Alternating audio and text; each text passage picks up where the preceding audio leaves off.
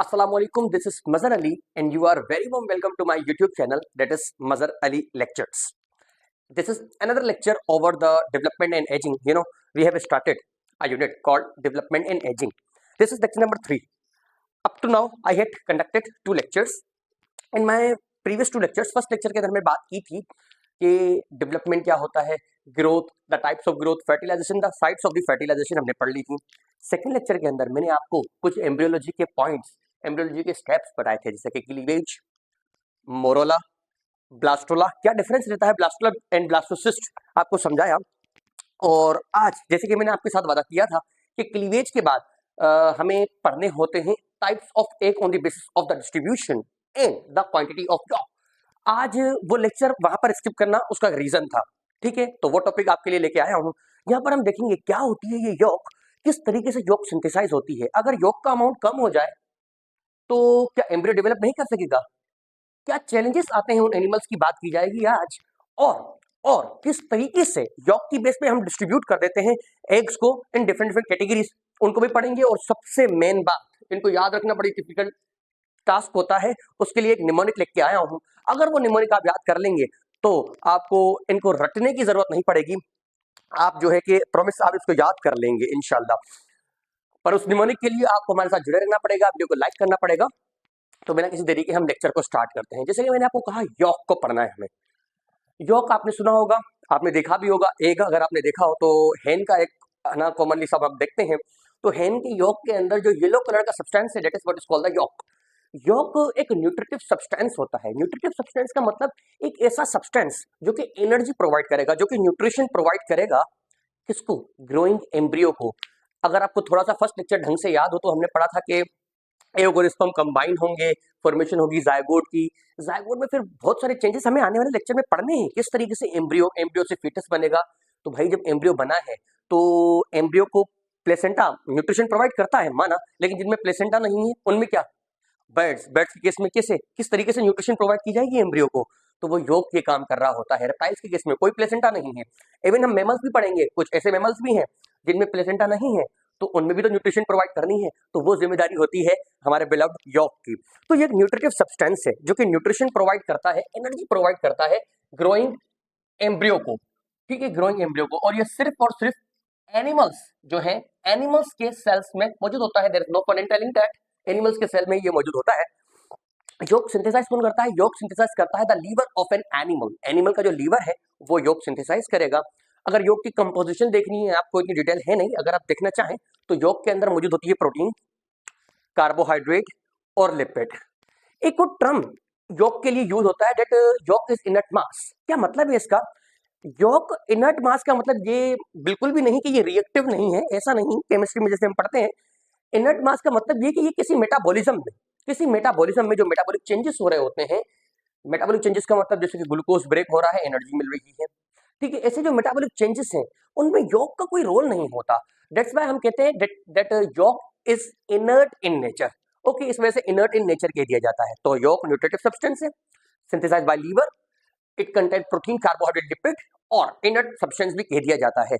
अब मैं आपको वो टाइप्स ऑफ एग बताने वाला हूं जो हम on the basis of distribution and on the basis of quantity of York लेते हैं. फिर से बोलता हूं, एग की क्वांटिटी, आई मीन यॉक की क्वांटिटी एग के अंदर, यॉक की क्वांटिटी एग के अंदर, यॉक की डिस्ट्रीब्यूशन एग के अंदर किस तरीके की है, उसके बेस पर हमारे पास ये following types of the egg होते हैं. नीचे वाले डायग्राम्स भी हैं हमारे पास, वो भी आपको समझाऊंगा जरूर. लेकिन पहले मैं आपको ये एग का नाम और किस तरीके से डिस्ट्रीब्यूशन है यॉक की, क्या क्वांटिटी है, किस में है किसी में नहीं है, वो आपको समझा दूं. एग्जांपल्स हम देख लें, देन हम जो है डायग्राम की तरफ भी बढ़ेंगे. ओके, सो सबसे पहले देखेंगे हम टाइप्स ऑफ एग. अब यहां से आपको आपके दोनों कान खुले रखने हैं क्योंकि टेक्निकल चीजें हैं यहां से. सबसे पहला जो एग होता है वो होता है ए लेसिथल. क्या मतलब है देखते हैं, आप पहले नाम देख लो. Isolecithal, then we have mesolecithal, telolecithal and finally we have centrolecithal. Alecithal, a word refers without, lecithal यानी यॉक. ऐसे ऐसे टाइप के एग जिनके अंदर बिल्कुल भी यॉक नहीं है या बहुत ही स्मॉल अमाउंट में यॉक मौजूद है, नेग्लिजिबल अमाउंट में कह सकते हैं कि नहीं है यॉक, तो ऐसे टाइप के एग को हम ए लेसिथल कहते हैं. ए लेसिथल. तो इनमें जो क्वांटिटी होगी यॉक की वो एब्सेंट होंगे, एब्सेंट होगा यॉक. अगर योग नहीं है तो उसकी डिस्ट्रीब्यूशन भी किस तरीके से हो सकती है, तो there is no any kind of distribution present over there. Done, example बाद में देखते हैं।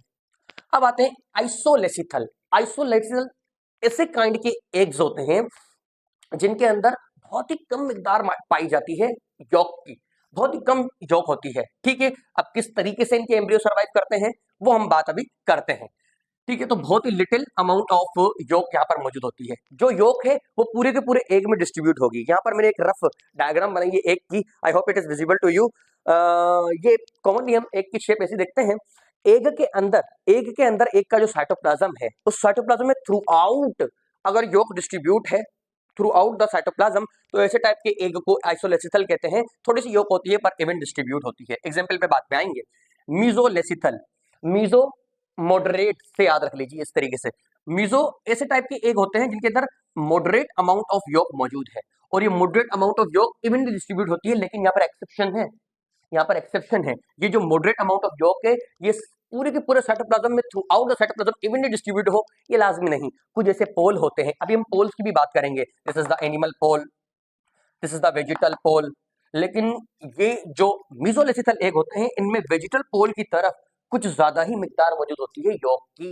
क्लीवेज पढ़ाता हूं ना अभी, तो मैं आपको समझाता हूं, आप सिर्फ फिलहाल इनके नाम और इनमें डिस्ट्रीब्यूशन और क्वांटिटी याद रखिए।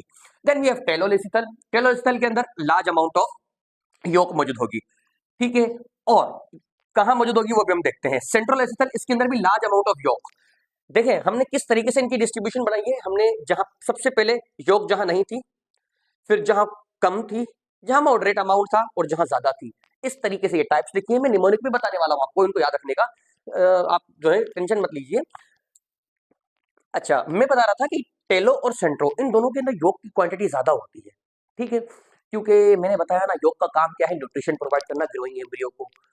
टेलो और सेंट्रोलेसिथल ये ऐसे काइंड के एनिमल्स के अंदर बनते हैं जिनके अंदर कोई प्लेसेंटा जैसी फॉर्मेशन नहीं होती। एग का जो गुजारा है, एग एग यानी जो एम्ब्रियो डेवलप कर रहा है एग के अंदर, वो पूरे का पूरा उस योग के रहमो करम पर होगा। अगर योग नहीं है, योग की क्वांटिटी कम है, तो हो सकता है कि एम्ब्रियो डेवलप भी ना कर पाए। जी हाँ, तो लाजमी है ऐसे काइंड के जो एनिमल हैं उनमें योग का अमाउंट ज्यादा होना चाहिए, तो ये ज्यादा अमाउंट ऑफ योग बनाते हैं। एग्जाम्पल्स क्या है उनकी अभी हम बात करते हैं। अच्छा, तो सेंट्रो और टेलो दोनों में लार्ज अमाउंट ऑफ योग होती है, लेकिन इनमें थिन लाइन डिफरेंस भी है। जी हाँ, जो टेलोलेसिथल है ना उनमें योग ज्यादा मिकदार में होती है एट द एनिमल पोल। ठीक है, और सेंट्रोलेसिथल सेंट्रोवर्डी नाम कहानी सुना रहा है इनका, एट सेंटर। क्या मतलब ये सर वेजिटल पोल एनिमल पोल करते जा रहे हैं। आप देखें ये एग है हमारे पास। ठीक है, एग का ये वाला ऊपर वाला जो पोल होता है, ऊपर वाला पोल, इसे हम एनिमल पोल कहते हैं। क्यों समझते हैं। और नीचे वाला पोल जो है, इस नीचे वाले पोल को हम वेजिटल पोल कहते हैं। वेजिटल पोल। ठीक है, ये ऊपर लिखता हूं ताकि आपको विजिबल हो। Vegetal pole. अच्छा, this division of the egg, the side the end of the egg, it is respect to the quantity of yolk. अगर क्वांटिटी ऑफ योक ज्यादा है तो वेजिटल पोल, कम है तो एनिमल पोल। इस तरीके से इसको डिस्ट्रीब्यूट किया जाता है। एनिमल पोल में योक होती ही कम है, आई मीन एनिमल पोल में योक होती ही कम है, वेजिटल पोल में ज्यादा होती है। अब अगर योक ज्यादा मौजूद है एनिमल पोल में तो वो होगा टेलोलेसिथल, और अगर योक ज्यादा मौजूद है किसी सेंटर वाले रीजन में तो वो सेंट्रोलेसिथल। एक बार ये चीज ये रिपीट करना लाजमी है, एक बार फिर से रिपीट करवाता हूँ आपको। देखिए टेलो और सेंट्रो में बता रहा था, टेलो और सेंट्रोलेसिथल जो होते हैं दोनों में लार्ज अमाउंट ऑफ योक मौजूद है। लेकिन फर्क ये है कि जो टेलोलेसिथल होते हैं, टेलोलेसिथल में large amount of yolk animal pole की तरफ मौजूद है। मैंने आपको एनिमल और वेजिटल पोल भी बता दिया। एक का ऊपर, आप सपोज कर लीजिए ये एग है मेरे हाथ में, एक का ऊपर वाला जो साइड होता है, ऊपर वाला ये एनिमल पोल, नीचे वाला वेजिटल पोल। अगर एनिमल पोल पर ज्यादा योक है तो उसे हम कह देंगे टेलोलेसिथल, अगर कम है अगर सेंटर में ज्यादा है तो सेंट्रोलेसिथल कह देंगे। As simple as that. अच्छा, ये तो मैंने आपको क्वांटिटी और डिस्ट्रीब्यूशन ऑफ योक बता दी। इनकी एग्जांपल्स देखते हैं। देखिए ये जो मीजोलेसिथल होते हैं ना, मीजोलेसिथल के अंदर एग्जांपल है मैमल्स की। मैमल्स, अब मैमल्स बहुत बड़ी क्लास है। ठीक है, आपको पता है मैमल्स को हम डिवाइड कर देते हैं इनटू, अगर आपको नहीं पता तो आप इनटू प्रोटोथेरिया और थेरिया। थेरिया के अंदर मेटाथेरिया, यूथेरिया। ठीक है, जो प्रोटोथेरिया होते हैं, प्रोटोथेरिया को छोड़कर मेटा और यूथेरिया जो है ना, कुछ यूथेरिया, ओके, कुछ यूथेरिया उन मैमल्स के अंदर जो एग है वो एलेसिथल है, यानी योक नहीं है उनके अंदर। तो किस तरीके से उनका एम्ब्रियो सर्वाइव करेगा। क्या नेचर ने क्या एडाप्टेशन दी होगी उनको। तो मैं आपको एग्जांपल बताता हूँ किंगारू की। किंगारू जैसे कैंगरो भी कह देते हैं, किंगारू जो है इसमें जेस्टेशन पीरियड बहुत शॉर्ट होता है। What is the gestation period? It's the period start from the marking of the pregnancy up to the birth. Pregnancy to birth का जो पीरियड है that is what's called the gestation. अब kangaroo जो है ना इसमें बहुत ही शॉर्ट जेस्टेशन पीरियड होता है, 14-16 दिन का जेस्टेशन पीरियड होता है। अब 14-16 दिन का इस वजह से जेस्टेशन पीरियड है क्योंकि योग तो है ही नहीं। अगर योग नहीं है तो एम्ब्रियो किस तरीके से सर्वाइव करेगा? फिर इनमें इमेच्योर बर्थ हो जाती है। फिर वो उनका जो पाउच लाइक स्ट्रक्चर है उसके अंदर वो अपने एम्ब्रियो को अपने जो है कि नियोनेट को रख लेते हैं, वहीं उसको जो है न्यूट्रिशन प्रोवाइड करते होते हैं। तो अगर नेचर ने उनको योग नहीं दी तो उन्होंने उनको दूसरा इंतजाम दे दिया है। ठीक है, कोई भी चीज एक्स्ट्रा नहीं है। जिस तरीके से इनका पाउच है तो पाउच की भी अपनी इंपॉर्टेंस है, इसके अंदर निपल्स मौजूद होती हैं। ओके, ये चीज हम एवोल्यूशन के अंदर बात करेंगे। ये कहते हैं ना कि जी nothing can make sense in the biology except in the light of evolution. यानी कि अगर आपको एवोल्यूशन की नॉलेज नहीं है तो जी आपको बायोलॉजी भी नहीं आती। ठीक है, जब बात करेंगे तब देखेंगे। तो इन मेमल्स के अंदर बहुत ही कम नहीं होती योग, लेकिन जेस्टेशन पीरियड कम है। कौन कौन सी एग्जाम्पल इसके अंदर? Mammals except prototheria, mammals except prototheria. ठीक है, आइसोलेसिथल की बात करते हैं, इनके अंदर ह्यूमंस आते हैं। ह्यूमंस, ठीक है, हमारा शुमार होता है। आइसोलेसिथल बहुत ही कम अमाउंट ऑफ योग होती है और इवनली डिस्ट्रीब्यूट होती है। क्यों? क्योंकि आपको पता है ह्यूमंस जो है ये प्लेसेंटल मैमल्स हैं, इनमें एक प्लेसेंटा की फॉर्मेशन होती है। Placenta it's a temporary feto-maternal connection which develop between the mother and the fetus. Placenta is the only cell in a human body which contain the cells of two different generations.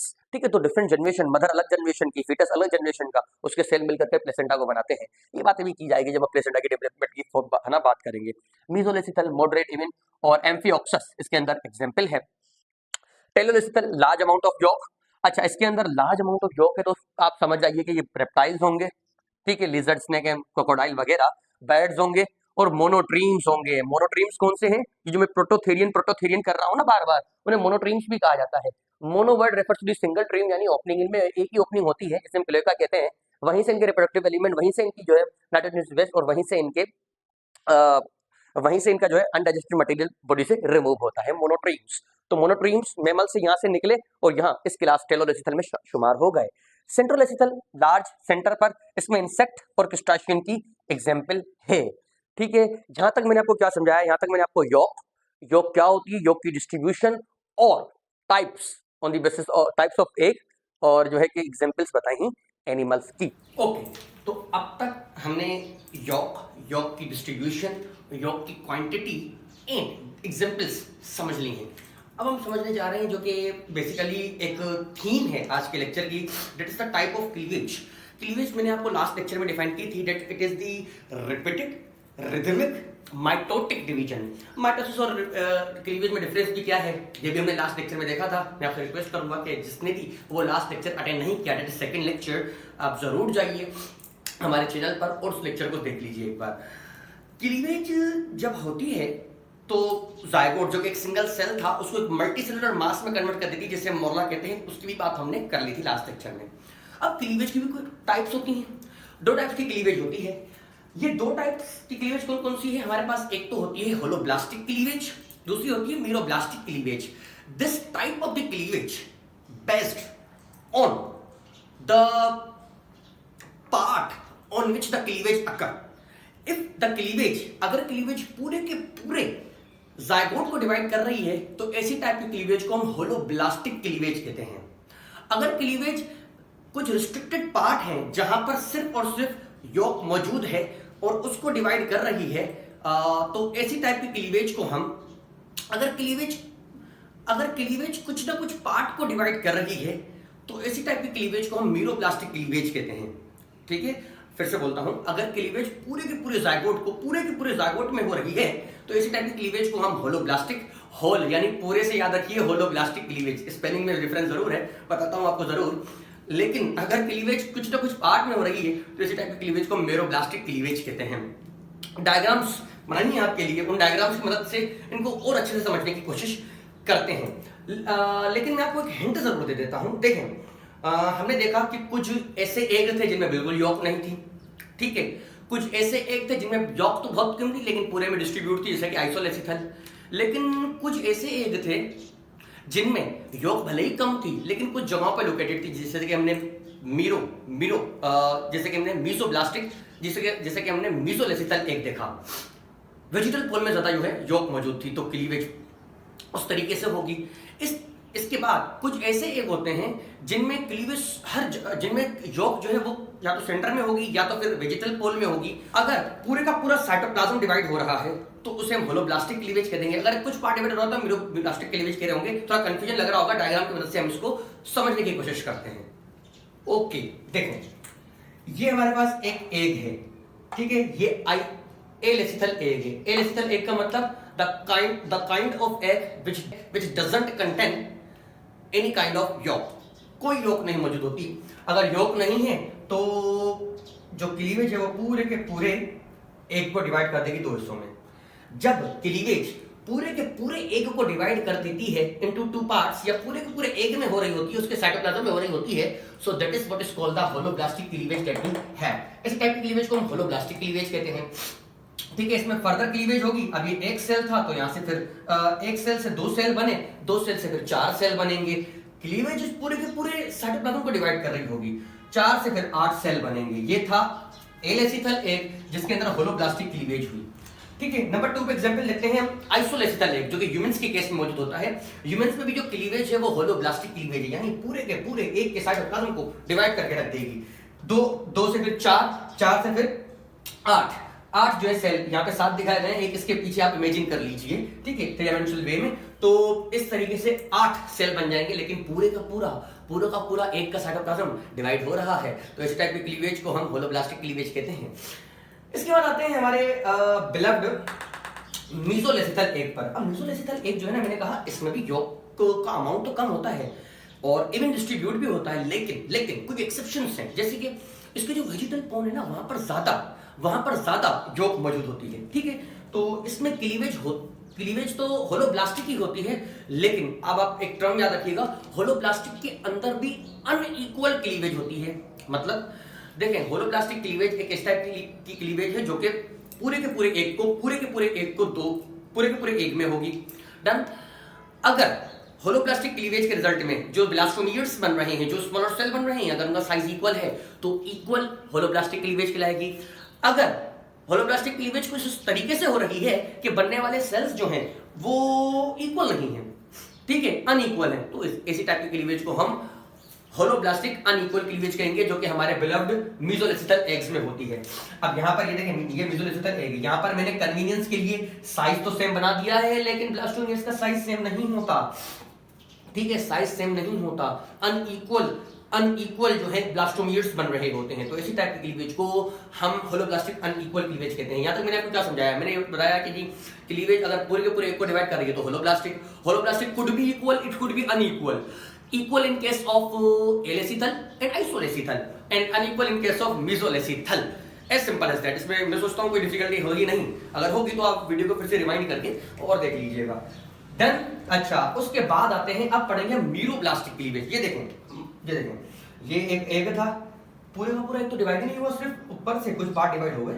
ये क्या, ऊपर से कुछ blastomere बन गए, नीचे वाला part वैसे का वैसा। ये देखें, तो जब क्लीवेज एग के एक रिस्ट्रिक्टेड पार्ट में हो रही होती है, बजाय के पूरे एग को वो डिवाइड कर दे, तो ऐसे टाइप की क्लीवेज को हम मीरोब्लास्टिक क्लीवेज कहते हैं। और ये एग्जांपल है हमारे पास अपना टीलोलेसिथल एग की। मैंने कहा ना, टीलोलेसिथल एग ऐसे टाइप के एग होते हैं जिनमें योग तो ज्यादा हो पर वो एनिमल पोल, फिर से बता देता हूं, एनिमल पोल वेजिटल पोल कुछ होता है। एक का नीचे वाला साइड जो है, नीचे वाला पार्ट वेजिटल पोल, ऊपर वाला एनिमल पोल। एनिमल पोल में अगर योग है तो वहां ही क्लीवेज होगी, और क्लीवेज के रिजल्ट में जिस जगह पे योग मौजूद है वही जगह पर क्लीवेज होगी, पूरे के पूरे एग को डिवाइड नहीं किया जाएगा। फिर से रिपीट करता हूं, मीरोब्लास्टिक क्लीवेज जो कि रिस्ट्रिक्टेड पार्ट में हो, पूरे के पूरे एग में ना हो, पूरे के पूरे एग को डिवाइड ना करें, उन्हें मीरोब्लास्टिक क्लीवेज कहते हैं, ठीक है ना। देखिए सिर्फ जहां पर ये जो ऊपर वाला पार्ट था एनिमल पोल से, जहां पर ये क्लीवेज हुई, 2 सेल बने, फिर 2 से 4, 4 से 8, फिर आगे जो है कहानियां चलती रहेंगी इस तरीके से। और इस टाइप की क्लीवेज को हम मीरोब्लास्टिक क्लीवेज कहते हैं। यहाँ पर थोड़ा स्पेस कम था, मैंने आपको सेंट्रोलेसिथल एग नहीं दिखाया। सेंट्रोलेसिथल आप इमेजिन कर लीजिए कि सेंटर के अंदर योग मौजूद होती है तो सिर्फ सेंटर और सेंटर ही डिवाइड हो रहा होता है। तो यहाँ तक मैंने आपको क्या समझा दिया है, एक रिकैप जरूर देना चाहूंगा। मैंने आपको ये बताया कि सबसे पहले योग क्या है, न्यूट्रिटिव सब्सटेंस है और ये बनती है लीवर से, प्रोटीन, कार्बोहाइड्रेट, लिपिड इसके अंदर मौजूद होते हैं। इसका काम है ग्रोइंग एम्ब्रियो को न्यूट्रिशन प्रोवाइड करना। इनएट मास को कहते हैं, समझा दिया। देन हमने देखा कि योग की क्वांटिटी एंड डिस्ट्रीब्यूशन की बेस पर हमारे पास डिफरेंट एग्स होते हैं। We have alecithal egg if egg doesn't contain any kind of yolk. We have isolecythal egg if egg contain little amount of yolk, such as humans. We have mesolecythal egg if amount of yolk is moderate. Okay, nothing much more or nothing less. इसके बाद हमारे पास टीलोलेसिथल और centrolecithal में large amount of York मौजूद थी। किस तरीके से डिस्ट्रीब्यूट थी, आपके सामने क्या एग्जांपल्स हैं ये आप जरूर देखिएगा। इसके अलावा क्लीवेज की बेस पर हम कह सकते हैं कि क्लीवेज दो तरीके की होती है। We have holoblastic cleavage, we have meroblastic cleavage. Holoblastic किस किस के अंदर होती है? होलोब्लास्टिक होती है एलेसिथल, आइसोलेसिथल और इसके अलावा मीजोलेसिथल। जो मीरोब्लास्टिक है ये होगी टेलोलेसिथल और सेंट्रोलेसिथल एग्स के अंदर। ओके, अब जैसा कि मैंने आपको वीडियो के शुरुआत में वादा किया था कि आपके लिए निमोनिक्स भी लाया हूं, वो निमोनिक्स आपको हेल्प करेगा इन एग को याद करने में हेल्प करेगा। कौन सा है जी वो निमोनिक्स? देखें, एक निमोनिक है I must teach clever students. ठीक है, अच्छा देखें, अब थोड़ा सा देखिएगा। I for isolecithal, M for M यानी must mesolecithal, T telolecithal, C centrolecithal. अब ये जो S है, देखें S है ना, S को आप स्मॉल याद रख लीजिए, स्मॉल, क्योंकि एलेसिथल के अंदर बिल्कुल ही योग नहीं है तो ये एलेसिथल जो है स्टूडेंट वाली कैटेगरी में आ जाएगा। अगर आप इसको याद रखेंगे तो इंशाल्लाह आपको निमोनिक्स की मदद से याद रखने में, तो इसको रटना नहीं पड़ेगा जी, रटना नहीं पड़ेगा, ठीक है ना जी। तो ऐसे निमोनिक्स हम आपके लिए लाते रहते हैं और भी अभी तो वीडियोस, अभी तो पार्टी शुरू हुई है, ऐसे बहुत सारे निमोनिक्स टेक्निक्स आपके लिए जरूर लाऊंगा जो आपके ब्रेन की मेमोरी को भी बढ़ाएंगे। हमारे ब्रेन की बहुत ज़्यादा मेमोरी है, इसमें हजारों लाखों कंप्यूटर आ सकते हैं, पर ना मसला ये होता है कि इस्तेमाल करना आना चाहिए, ठीक है। तो जरूर आज के लिए हमारे पास इतना ही है। तो हमारी वीडियो को लाइक जरूर कीजिएगा और अगर चैनल को सब्सक्राइब नहीं किया तो भाई इतना बड़ा गुनाह ना कीजिए, चैनल को सब्सक्राइब कीजिए और वीडियो को शेयर भी जरूर कीजिए। इंशाल्लाह आपसे मुलाकात होगी नेक्स्ट लेक्चर में। टिल देन अल्लाह हाफिज़।